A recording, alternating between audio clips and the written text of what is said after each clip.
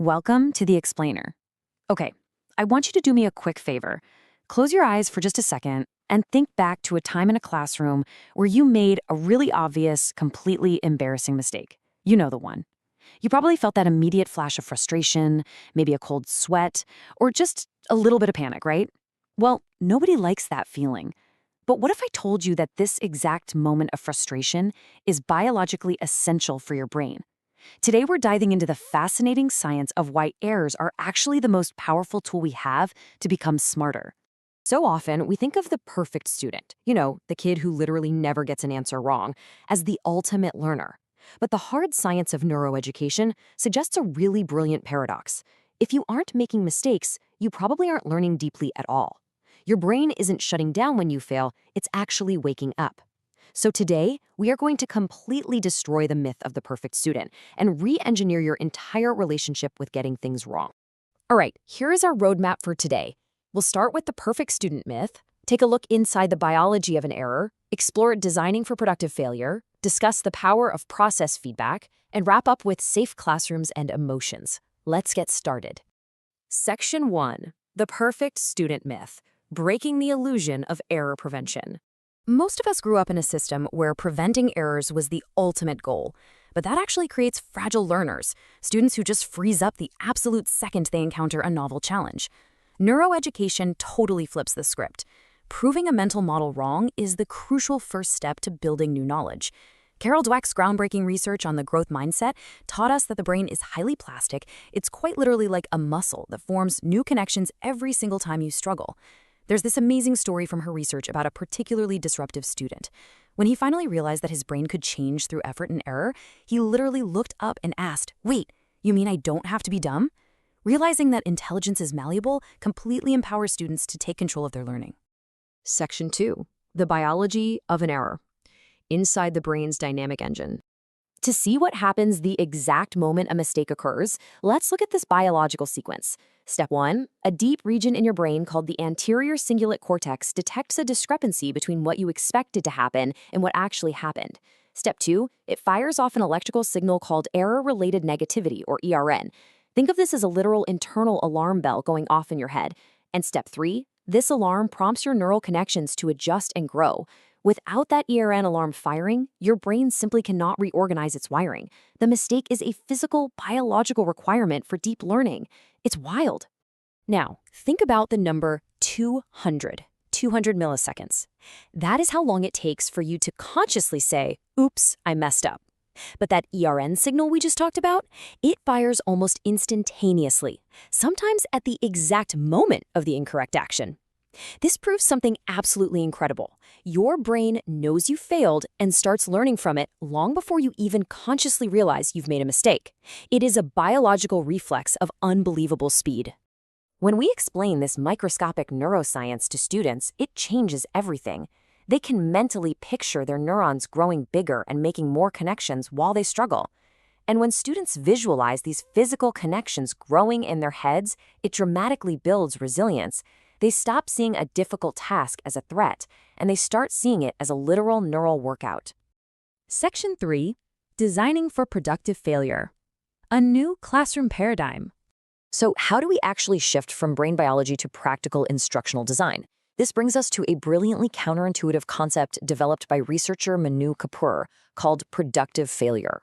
Instead of holding a student's hand, you deliberately ask learners to solve a complex, novel problem completely from scratch. Imagine giving middle schoolers a massive, complex dataset to organize before you ever teach them a single thing about standard deviation or averages. You intentionally let them explore and fail. Why? Because it primes the brain. As they struggle, they discover the exact gaps in their knowledge, which makes their brains incredibly hungry for the correct explanation when you finally deliver it. Let's contrast these two methods head to head. Direct instruction gives you a script to follow. It prevents errors, and if you test students on similar tasks, sure, it works fine. But productive failure, that builds adaptable problem solvers. When researchers tested students on what's called adaptive transfer, meaning completely new, entirely unfamiliar problems, productive failure absolutely dominated direct instruction. Letting students fail first builds an underlying conceptual map. It means they can adapt to challenges they have literally never seen before. And we see this backed up by massive data too. Keith and Freisis conducted a huge meta-analysis on error management training. The results were undeniable. Training methods that actively encourage exploration and making mistakes mathematically beat methods that avoid errors. Encouraging students to get their hands dirty and just mess up leads directly to superior real-world skill-based outcomes. It builds authentic resilience.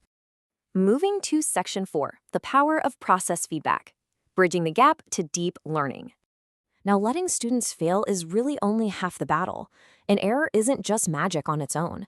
To actually fuel that neuroplasticity, it absolutely requires the right bridge of feedback, and there are 3 non-negotiable pillars here.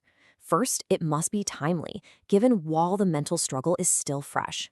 Second, it must be clear, leaving absolutely no ambiguity about what just happened. And third, it has to be process-oriented. This means focusing on the how and why of the strategy the student used, rather than just grading their final intelligence. Focusing only on final grades leaves broken mental models completely unfixed. The difference this makes in the classroom is stark. Let's say a student messes up adding fractions by just adding the bottom numbers straight across. Bad feedback is slapping a big red X on the paper or simply saying, "This is wrong." Neuroeducation shows this creates a dead end. It generates zero learning and halts progress completely. Good feedback, on the other hand, updates the brain's internal software. It sounds more like, I see you added the bottom numbers. Let's find out why we actually need a common denominator first. That explains the mechanics of the failure and actively fuels neuroplasticity. Finally, Section 5, Safe Classrooms and Emotions, the gatekeeper to cognitive growth. Here's the thing, though. None of this incredible neuroscience matters if your classroom lacks psychological safety. A hostile environment literally floods the brain with anxiety chemicals, which completely blocks cognitive growth. So how do we regulate emotions when that inevitable frustration hits? Well, the relaxation traffic light from the BCON method is a highly practical tool for this. Red, stop and breathe to calm the nervous system and stop the impulse to just quit. Yellow, reduce speed and think of 3 alternative solutions. And green, choose an option and go boldly. It's a brilliant step-by-step tool for kids and adults to turn initial panic into productive problem solving. There's a quote by Alejandro Jodorowsky that really captures the essence of this whole science. He says, "When you are in doubt to do or not to do, always do. If you make a mistake, you will have the experience, and if you don't do it, you will have the frustration. Acting, exploring, and failing gives your brain the literal biological data it needs to evolve. Hiding from the challenge, that just guarantees empty frustration. Your brain is a dynamic engine, beautifully designed to optimize itself through errors in a matter of milliseconds. Productive failure isn't a sign of weakness. It is a real game changer and the ultimate strategy for adaptable, real-world success.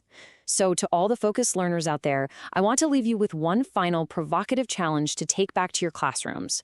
Knowing that your brain physically needs errors to grow, how will you use your very next mistake? Thank you so much for joining me in this explainer. Keep exploring, and hey, don't be afraid to fail. Everything we covered today is backed by rigorous science, from mindset pedagogy to brain research. Our expert sources are on screen and linked below. To all the educators and families watching, let's stop fearing mistakes and use them as fuel. Try bringing a productive failure challenge into your next lesson, or use the relaxation traffic light the next time frustration hits at home. To help reshape how we learn, hit subscribe, share this video, and let's build resilient minds together. See you next time.